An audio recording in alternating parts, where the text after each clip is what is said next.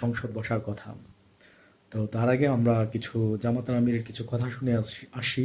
আম আসলে এরকম কখনো জামাতার আমিরকে আমি দেখি নাই। এজন্য আমি বললাম। তো তারপরে আমি আবার বলতেছি। আমরা জনগণের স্বার্থের পক্ষে লড়াই করে যাব, অধিকারের পক্ষে লড়াই করে যাব। প্রিয় দেশবাসী, আমরা আপনাদের সাথে আছি, আপনাদের অধিকারের পক্ষে আছি, আপনাদের রায়ের প্রতি আমাদের সম্মান আছে।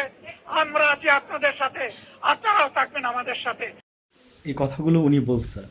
তো আমরা এই কথাগুলো ফার্স্টে থেকে বলে আসতেছি জামাতের আমির, যে আমরা আপনাদের সাথে আছি, আপনারা আমাদের সাথে আছেন এবং আপনারা আমাদের দায়িত্ব নিচ্ছিলেন যে ভালো একটা নির্বাচনের মাধ্যমে আপনারা ক্ষমতায় আসবেন জনগণের ভোটে। সেই প্রত্যাশাটা আমরা আপনাদের কাছ থেকে করছিলাম।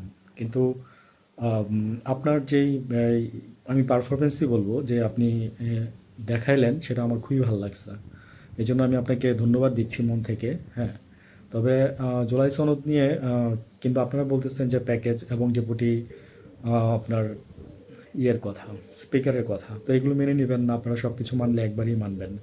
আপনারা বয়কট করছেন, অনেক কিছু করছেন। আমি এখানে কিছু ইম্পর্টেন্ট কথা বলবো, যেটা হচ্ছে যে দেখেন, আপনারা ভুল করেন না, বারবারই কিন্তু ভুল করতেছেন। তো ভুলটা কেমন আমি আপনাকে একটু বলি। সেটা হচ্ছে যে আপনারা সংসদে যাবেন, হ্যাঁ, সংসদটা ছাড়বেন না, নাহলে কিন্তু আপনারা কথা বলতে পারবেন না। ঠিক আছে? তো রাস্তায় দাঁড়ায়া যেই জিনিসগুলো এখন করতে পারবেন না, সেটা সংসদে করতে পারবেন, কথা বলতে পারবেন। তো আমি এই একটা কারণেই কথা বলতেছি। তো মানে জাতির স্বার্থে আপনারা উম, আহ, আজকে দ্বিতীয় সংসদ বসবেন, অনেকেই বলতেছে যে আপনারা হয়তোবা এই সংসদ আপনাদের লাস্ট সংসদ হইতে পারে। তা আমি সেই কনসার্ন থেকে আমি আপনাকে এই কথাগুলো বললাম। আমার ভিডিওটা আজকে যারা দেখবেন, আম, যদি মনে করেন যে দেশের স্বার্থে মানে ছড়াই দেওয়া উচিত, মানুষের জানা উচিত, প্লাস আপনার আম, যেন জামাত যেন আজকে যেন এই ইয়েটা বয়কট না করে, সংসদ বয়কট না করে, এবং আজকে যেন জামাতের সংসদের শেষ দিন না হয়। তো এটাই হচ্ছে আমার মূল মেসেজ। আপনারা দেশকে ভালোবাসলে আমি কষ্ট করে যেমন আপনাদের জন্য কথা বলি বা বলতেছি, আম, তো আমিও আপনাদের কাছ থেকে এতটুকু আশা করব যে আপনারাও দেশের স্বার্থে এই জিনিসগুলো একটু ছড়াই দিয়েন। আমার জামাতের আমিরের প্রতি যে কথাগুলো বলছে আমার খুব ভালো লাগছে, এবং আমরা আপনার সাথে আছি প্রথম থেকেই বলছি।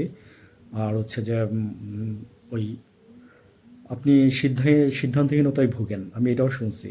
তো দেখেন এই ধরনের কোনো ভুল কাজ করেন না।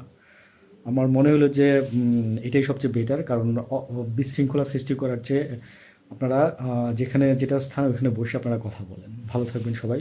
আসসালামু আলাইকুম।